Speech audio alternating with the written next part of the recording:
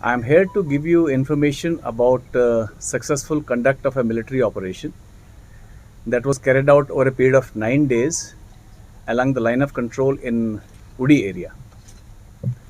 There will be a lot of speculation in the media about this operation. I'll now put the things in correct perspective. Now, it started on 18th of September.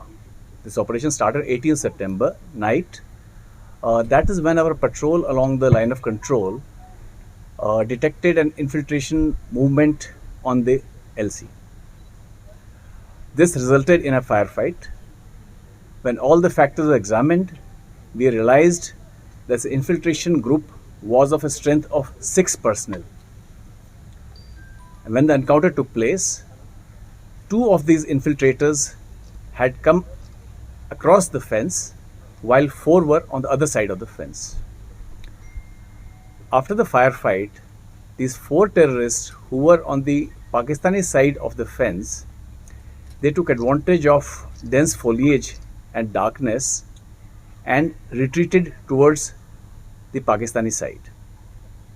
These 2 terrorists who were in the process of crossing the fence, they sneaked onto the Indian side of the fence.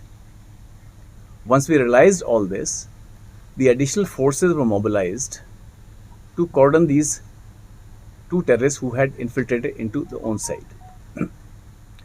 Because this area also has a lot of civilian population, we had to exercise due discretion to avoid any collateral damage. Now, all this happened on night of 18th. Thereafter, once the cordon was established by additional troops, these terrorists tried to sneak out on a number of occasions, and there were fire exchanges in the intervening period. And finally, our troops homed on to these 2 terrorists who were holed up in a nala on the evening of 25th September. Thereafter, an encounter ensued. Out of these 2 terrorists, 1 terrorist was neutralized on the morning of 26th. Once this terrorist was neutralized, his accomplice, he pleaded to us for us to spare his life. There was a lot of shouting. He asked us to spare his life. As is the ethos and value system of Indian Army, we do not use lethal force against any unarmed person. So due precautions were taken, and he was taken into own custody.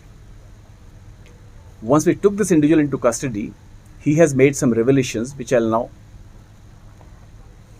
give you. He has identified himself as Ali Babar Patra. Ali Babar Patra, aged 19 years, son of late Muhammad Latif, resident of Dipalpur, district Okara, Punjab of Pakistan. He has admitted that he is a member of Lashkar-e-Taiba. He was trained by that outfit, and giving details of his training, he has revealed that he underwent a 3 weeks course in 2019 at Khyber camp, Gadi Habibullah, Muzaffarabad. That's the location of his training camp that he has revealed.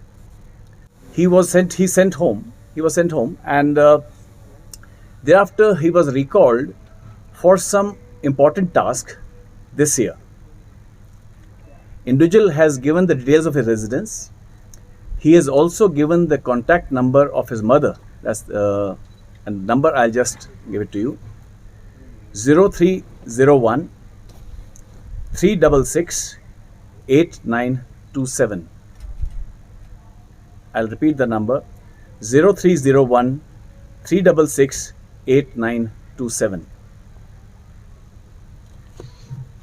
While he claims, the surrender terrorist, he claims that he was informed by his handlers, by the group, that he is to drop a supply in the area of Patan. That's the information he was given. He was told that he is going to drop a supply at Patan. But when we go over the recoveries and modus operandi, it is quite possible that these infiltrating groups had come here for some kind of a strike which went beyond just a supply drop.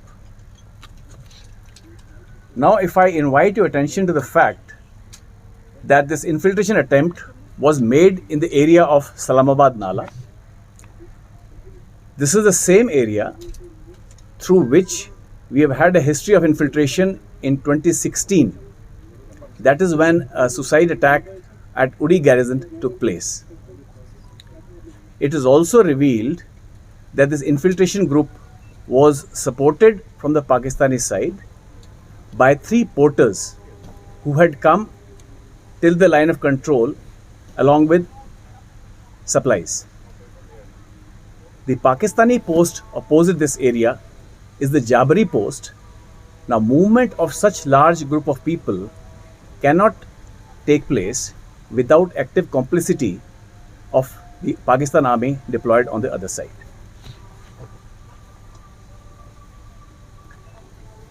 What we have also seen that there has been a lot of movement in the launch pad across line of control.